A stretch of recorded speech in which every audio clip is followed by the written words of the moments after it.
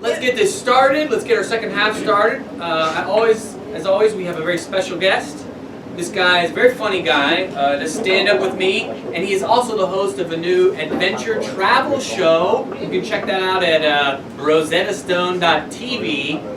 I want you guys to give a big PRC round of applause to Mr. Adam Bound Levinson. Yeah.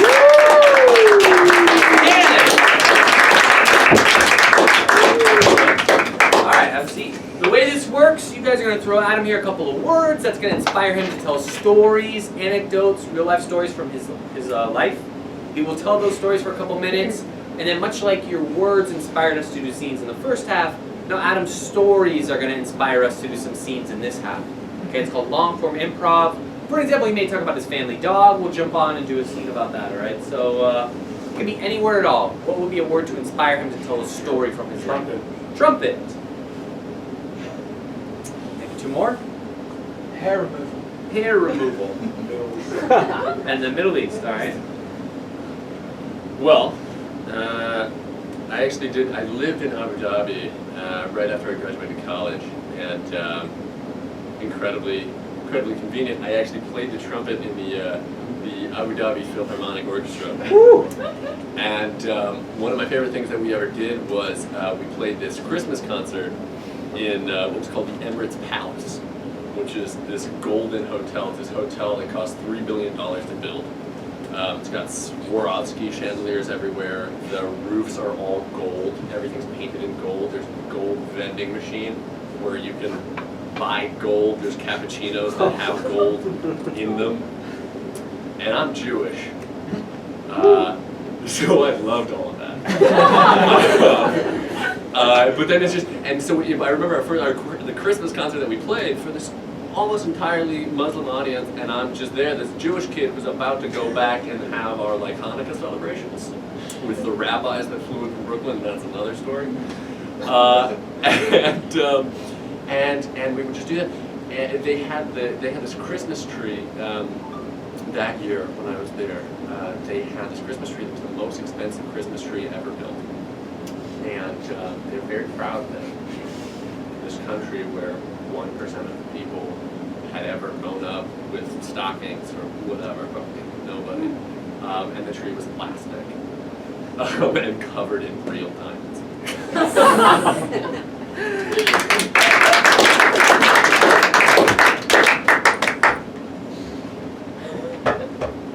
Okay, Your Highness, we have put gold on everything we could find. Unfortunately, we're still a little bit below your budget. We're only at $2.8 billion for your house. Ah! Yeah, you've done a horrible job! Listen, we put gold on top of gold on the toilet. It's very soft. I don't care. Gold. I don't care if you have to, gold leaf my shit. Whatever it takes to get above $3 billion in costs. Okay.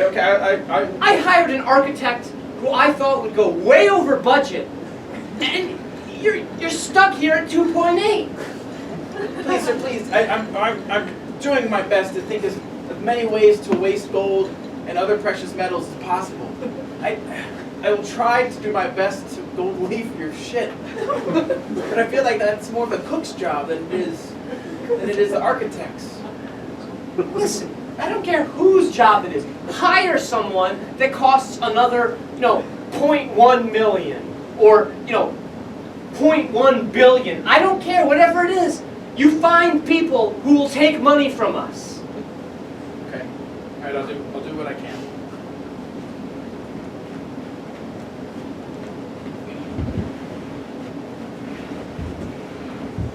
Listen, Your Highness, thank you for taking me on this date to Gold Starbucks. It's the least I could do. It's just downstairs from my gold palace. I'm loving my diamond cappuccino. There's no. I have to say, I really like you. But my last boyfriend had a palace that cost $3 billion, and Is 2.8 not big enough for you?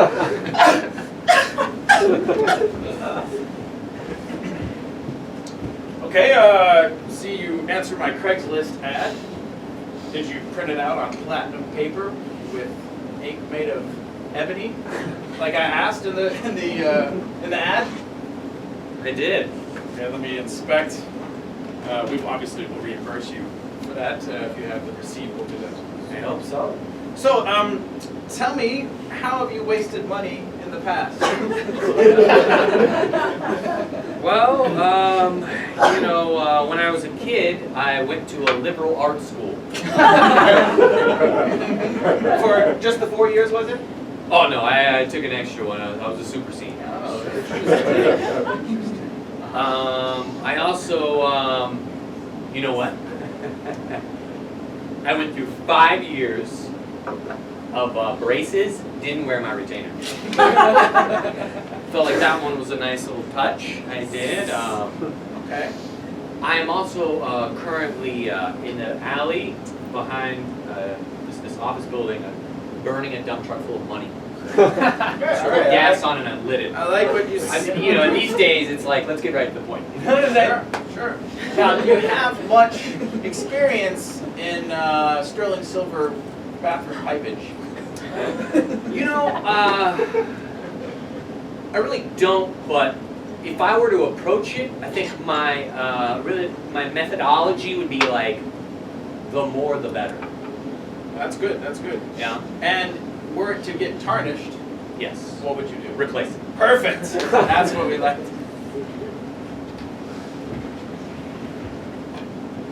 Your Highness, thank you so much for taking me on this date to Blood Diamond Wagas. I wanted to make sure that every sandwich had just a little bit of human suffering that I paid exorbitant prices for through a good diamond cartel in your salads. Oh, here's the finger of a small African child. That's how you know it's real quality. Listen, Your Highness, I've heard about the new plumbing. I heard that it's sterling silver. Oh, it doesn't work at all. We're gonna have to replace all of it in a month or two. I cannot physically flush, so we've just bought extra toilets. Listen, that's great, and I appreciate that you're going out of your way to impress me. And sorry, Fabergé egg. But it's not me really. It's my parents. They won't approve of you until you get a palace that is more expensive than my ex-boyfriend's. He was. You mean my brother? Yes.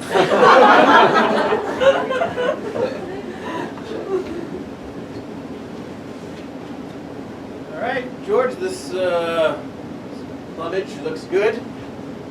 Now what's this I hear about you trying to institute a gold recycling program in the palace? Did somebody tell you that? Well, I mean, I couldn't help but notice the containers. It said trash, 18 karat, 24 karat, Oh, white. you know what? I think there's been a total misunderstanding. It said instituted by George. Now, once you hear this, you're totally gonna laugh. Okay. I was melting gold down Uh-huh. so that I could get this, not to recycle it, I was pouring it over orphans to create lifelike statues. Okay. You know? Oh, like this one here. Yeah. Like 10 minutes ago, this one was playing like 3-card Monty on the side of the street. And, he's still alive. That's what's... Huh. But, okay, let me understand. Is this wasteful enough for you? Well, I'm just wondering. Did I also mention I majored in philosophy? Was that even That is impressively wasteful.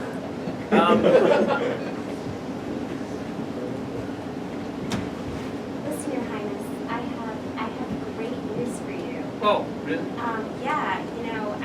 Your accountant just called me, and you were shorting all of those currencies on the Asian market, and your palace is now worth $3 million thanks to the devaluation of the Chinese yuan. Oh, God, yes.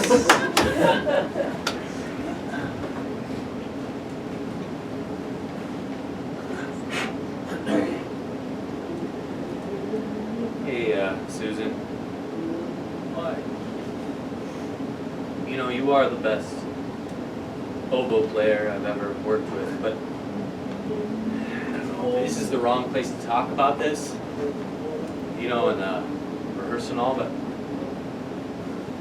you ever feel bad about being in Pol Pot's personal marching band?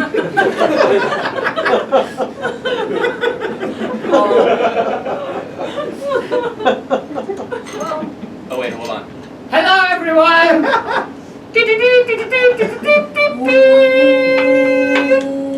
Thank you very much. I have good news and bad news. All the intellectuals will be shot. Oh no! That was the good news. That was the good news. The bad news is the marching band must help on grave digging duty. See you in 30 minutes.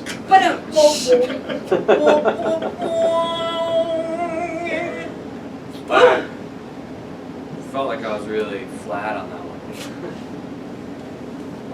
It's a good gig, right? We get paid so much, but do you think there's like moral implications? yeah, and the fact we're about to die. Am I wrong? Did I misunderstand? You think he's gonna kill us? Well- We're kids. I mean, he selected the best band in all of Southeast Asia. I mean, I'm Singapore's premier trumpet player. I know, and I'm the greatest oboe player around. I And agree. anywhere. Your oboeing is awesome. It's out of control. You know, we actually have a stereotype in Singapore. It's that no Laotian can play oboe. But you've really dispelled that stereotype, you know? You really took it and just, Well, you played the shit out of that oboe. Good talk? thank you. That's Laotian for great playing, right? Right. Study. Gosh, you're so cool. But Hello! Oh, it's the guy. Thank you for announcing me. I have good news and bad news. He loves to do this. We have destroyed all of our cultural heritage. That is the good news.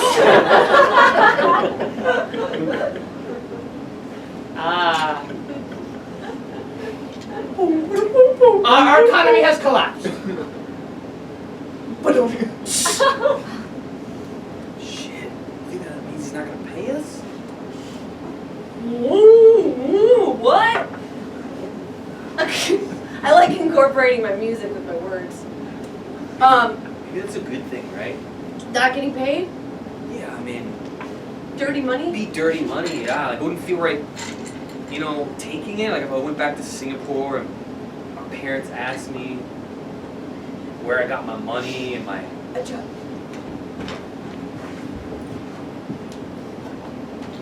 Welcome back to Singapore. Hello, Baba. Your sister, she's been telling me that she's been clearing landmines in Laos and Vietnam and volunteering to do that. Yeah, well... I've not gotten a postcard from you in 3 months, La. Sorry, La. You know, Dad, I was busy. You know, I got that gig. I was a little vague about it. Tell me more about this gig. Is Well- it something as selfless as your sister? You know how, like, you may have heard some news about they've been having, like, a little trouble in Cambodia? Oh, yes. Yes, your sister's been saying they've been trying to get in there with their NGO, but that horrid leader, Mr. Pot there, he's not been letting them in. Well, I mean... Something about going around parading, making announcements here and there. He's got some sort of Satan band with him. Well, Dad, first off, let me say, I think it's simplistic to just say he's horrible. I mean, he's got his good sides. Yes? Yeah. Like, one time, One time, I killed everyone who looked at me sideways.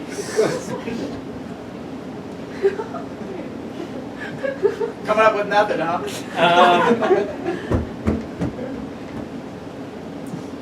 Okay, class. Today we have a very special guest for you to teach you the story of Christmas. So normally, Hello.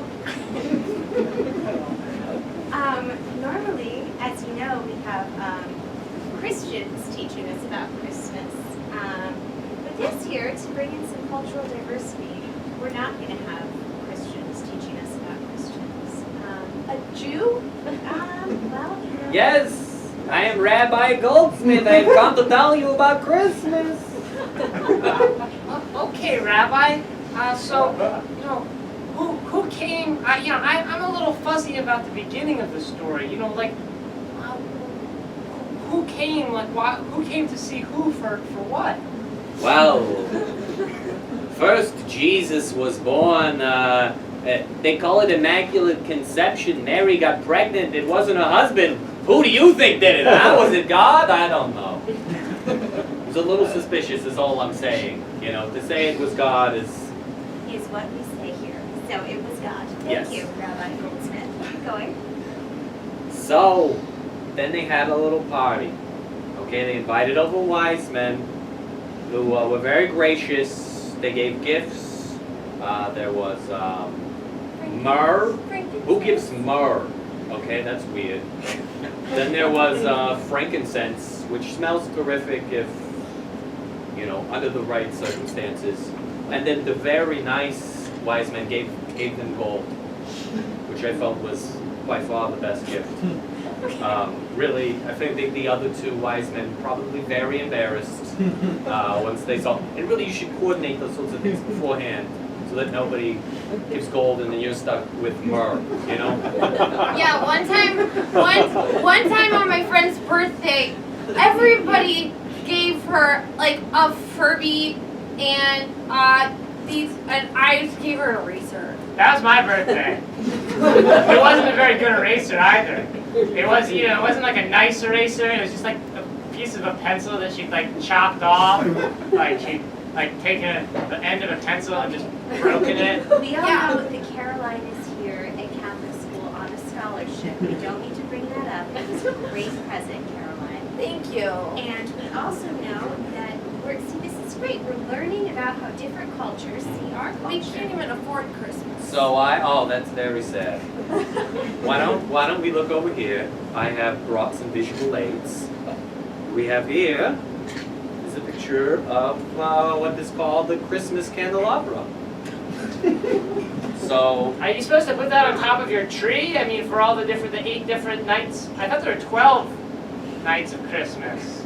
well, originally there were 12 nights, but then basically everybody involved thought that was far too excessive. Okay, they scaled it down to 8. My mom says eating 3 meals a day is excessive. Oh, that's horrible. Rabbi, wow, I just have to say, you know, I was not aware that we had brought it down to 8. I must not have been following along closely enough in church, and that is my fault. All right, and here we have a picture of Santa Claus. Wow, he's got very curly black hair. Yes, you can see he's got his Christmas curls. He tugs on those to bring him into the Christmas spirit and to control his sleigh. Okay, and his sleigh, by the way, terrific gas mileage. It's not a wasteful man. It's Santa. Wow, it says right there underneath the picture that the gas just never ran out. The oil in his sleigh just never ran out over the entirety of. I can't pronounce that word. Hanukkah? Don't worry about that. Is that like a Hebrew name for Christmas? Your children are very curious, which is nice, but let's move on, all right? I have never talked to a Jew before, so this is great for me. So, I don't mean to pause this, but like, Yeah, sure. I am going to be compensated for this.